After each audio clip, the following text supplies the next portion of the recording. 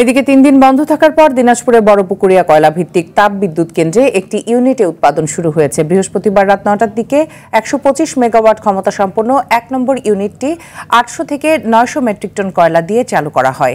এতে উৎপাদিত বিদ্যুৎ যুক্ত হচ্ছে জাতীয় গ্রিডে। বিদ্যুৎ কেন্দ্রের প্রকৌশলী আবু বকর সিদ্দিকী জানান, ১২৫ মেগাওয়াট ক্ষমতা সম্পন্ন ১ নম্বর ইউনিট চালুর পর সেখান থেকে ৬০ থেকে ৬৫ মেগাওয়াট বিদ্যুৎ জাতীয় গ্রিডে যুক্ত হচ্ছে।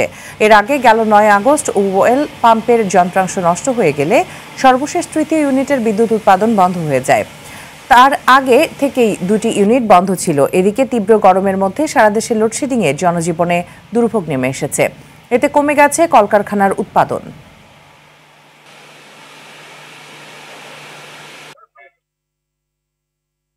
দর্শক, বিদ্যুতের লোডশেডিংয়ের বিষয়ে জানাতে রূপগঞ্জ থেকে সরাসরি যুক্ত হচ্ছেন সহকর্মী SM রুবেল মাহমুদ।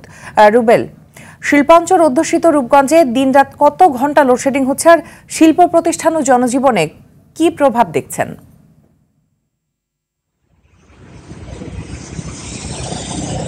জি মিতু, যেমনটা জানাচ্ছিলাম, আমি এখন দাঁড়িয়ে আছি নারায়ণগঞ্জের রূপগঞ্জের যেই দেখাচ্ছি যে নারায়ণগঞ্জ পল্লী বিদ্যুৎ সমিতির যে সদর দপ্তরে কিন্তু আমরা এখন দাঁড়িয়ে আছি।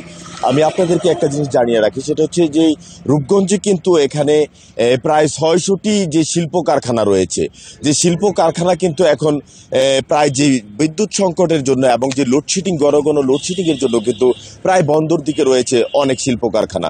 শিল্প কারখানা মালিকরা জানিয়েছেন যে এখানে কিন্তু যে সারা দিন রাত ২৪ ঘন্টার মধ্যে আমরা কিন্তু ১০ ঘন্টাও ঠিকমতো এখানে আমরা বিদ্যুৎ পাচ্ছি না। তবে এই ব্যাপারে কিন্তু শুধু যারা কারখানা মালিক রয়েছেন বা তারা তো অসুবিধাতে রয়েছেন, তেমন সবচেয়ে বেশি অসুবিধায় রয়েছেন যারা কাজের ভিত্তিতে বেতন পাচ্ছে যে শ্রমিকরা কিন্তু বলছে যে আমরা যারা প্রোডাকশনে এখানে কাজ করি তারা কিন্তু দেখা যায় যে সারা দিনে আমরা ২ ঘন্টার মতো কাজ করতে পারতেছি না।